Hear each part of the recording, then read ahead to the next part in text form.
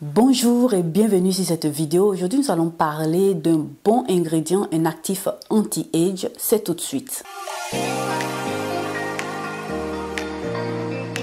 Donc voilà, comme vous l'avez vu dans la miniature, il s'agit bien du rétinol. Donc le rétinol, voilà, c'est le nom scientifique. Là, nous parlons de vitamine A. Voilà, la vitamine A, c'est du rétinol. Mais cette vitamine-là fait partie d'une grande famille où tu vas trouver le rétinol, qui est la vitamine A, où tu vas trouver aussi des rétinales, des actifs rétinoïdes et plein d'autres. Voilà, c'est toute une famille. On va pas essayer d'expliquer un peu tout, de citer un peu tout. Il y en a beaucoup. Donc le rétinol se trouve dans notre corps par l'apport alimentaire. Voilà, lorsque tu manges, tu vas voir qu'il y a certains ingrédients qui vont contenir cet élément-là et puis ton corps va l'emmagasiner, le tenir et pouvoir le transformer. Donc tu peux le trouver aussi dans la viande, tu peux le trouver aussi dans les légumes qui sont colorés comme la carotte et puis ceux-là qui ont de couleur orangée, jaune et autres. Tu en trouves beaucoup dedans. Voilà, ce sont pratiquement dans la carotte, le bêta-carotène, voilà,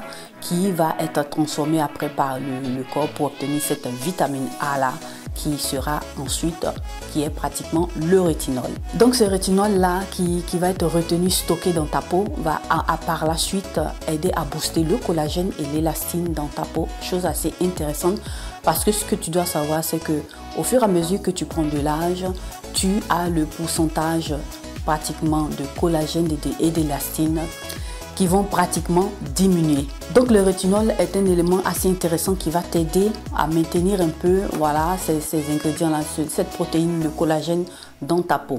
Donc voilà, qu'est-ce que le rétinol va venir t'apporter? Le rétinol va aider ta peau. C'est un bon anti-age, comme je te le disais au départ. Il va t'aider à donner de la fermeté à ta peau, lisser ton grain de peau. Il va t'aider à réduire les rides et les ridules et puis aussi stimuler le collagène. Il va aider aussi à éliminer, pratiquement diminuer la production de sébum et aussi éliminer tout ce qui est imperfection sur ta peau, acné, boutons, les taches et autres. Vu que la production de sébum sera atténuée, voilà, donc tu auras moins d'imperfections parce que, voilà, la plupart du temps avec le sébum qui va venir obstruer les pores, tu vas te retrouver, si tu as une peau mixte, une peau grasse, avec toutes ces imperfections-là. Donc là, si tu es une personne qui est débutante dans l'utilisation du rétinol, voilà des choses que tu dois comprendre avant de commencer par utiliser le rétinol pour ne pas que tu te retrouves dans le même cas que moi. Et je vais t'expliquer pourquoi tout de suite. Donc pour pouvoir utiliser le rétinol, tu dois faire attention au pourcentage. Voilà, tu dois commencer par utiliser un pourcentage bas, pratiquement 0,2% ou 0,3%, ainsi de suite, passer à 1% et autres, augmenter si ta peau tolère cet ingrédient, cet actif cosmétique. Et c'est quelque chose que tu dois utiliser une fois chaque 3 jours ou une fois par semaine. Donc là, moi je viens te présenter ici ce que moi j'ai utilisé que je n'aurais pas dû utiliser et je vais t'expliquer pourquoi. Là, tu as 1% de rétinol. C'est un rétinol de chez The Ordinary. Je vais venir t'expliquer le pourquoi. En tant que débutante, il y a 3 ans de cela, j'aurais pas dû commencer par ce pourcentage-là qui est 1%. J'aurais dû commencer par 0,2% ou 0,3% et tu en trouves dans plusieurs marques. Voilà, tu as aussi The Ordinary qui fait des dosages un peu plus bas et tu as aussi, je vais te mettre là, Paula Choice qui a aussi des dosages assez bas. Voilà, il y a d'autres marques aussi et je verrai s'il faut te mettre encore des images si j'en trouve. Donc je viens te parler simplement de ces deux-là. Donc, ce que moi j'ai fait, j'ai commencé par utiliser le 1% c'était une chose à ne pas faire. En plus de ça, j'ai fait beaucoup d'erreurs en utilisant et j'en ai vu les conséquences. J'ai utilisé ça chaque jour. Ce que je ne devais pas faire, je devais espacer l'utilisation ou une fois chaque 3 jours ou une fois par semaine. À un moment donné, j'ai vu que ma peau s'était fragilisée. Lorsque je sortais la journée, je sentais que ma peau brûlait. Voilà, que je sentais des brûlures. C'était ma peau qui était fragilisée. Donc, j'ai commencé par utiliser un peu plus de crème solaire. Et par la suite, je ne me suis pas arrêtée là. J'ai fait encore d'autres erreurs.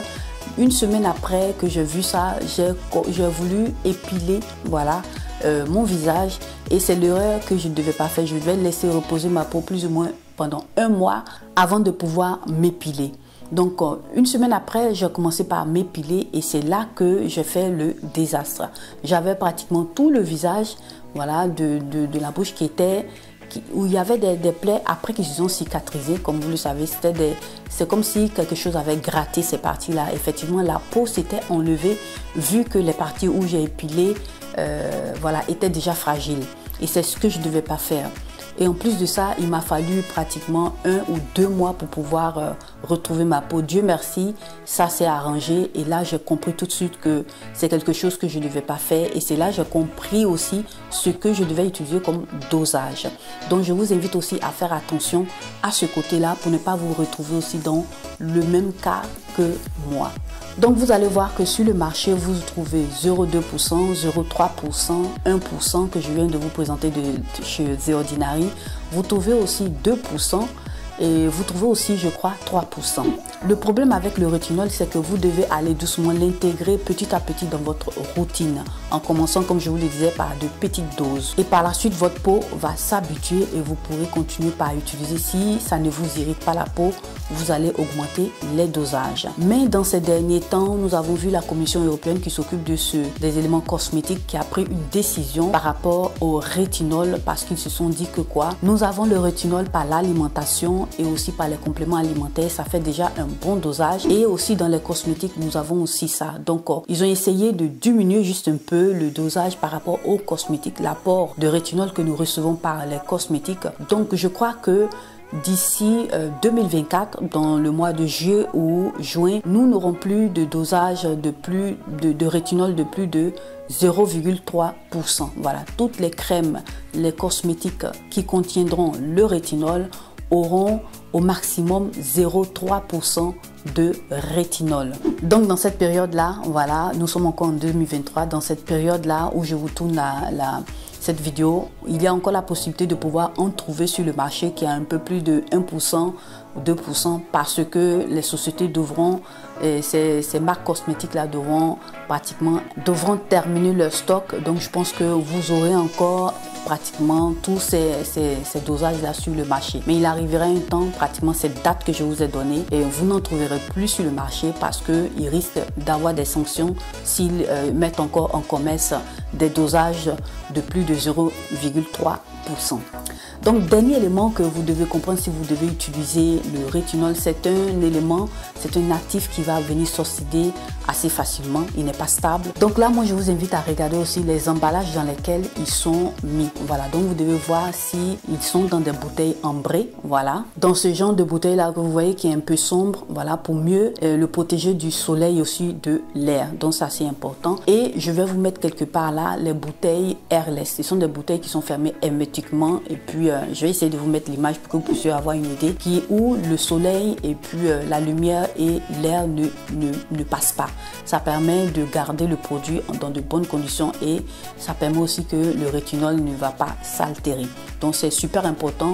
Vous devez voir ces deux emballages là qui sont assez primordiaux pour pouvoir conserver bien le rétinol et l'utiliser tranquillement. Donc voilà mes chéris, notre vidéo s'achève ici. J'espère en tout cas qu'elle vous aura plu et que vous aurez eu assez d'informations. Je vous invite aussi à faire vos recherches pour pouvoir avoir un peu plus d'informations. Moi j'ai donné l'essentiel dans cette vidéo. Likez, partagez cette vidéo sur vos réseaux sociaux, à vos amis, à vos connaissances. Et si tu es passé pour la toute première fois sur cette vidéo, que tu m'as vu pour la toute première fois, n'hésite pas à t'abonner et à cliquer sur la cloche de notification pour ne perdre aucune de mes vidéos. Abonne-toi aussi à mes réseaux sociaux. Moi, je te remercie d'avoir regardé cette vidéo. À nous revoir à la prochaine vidéo.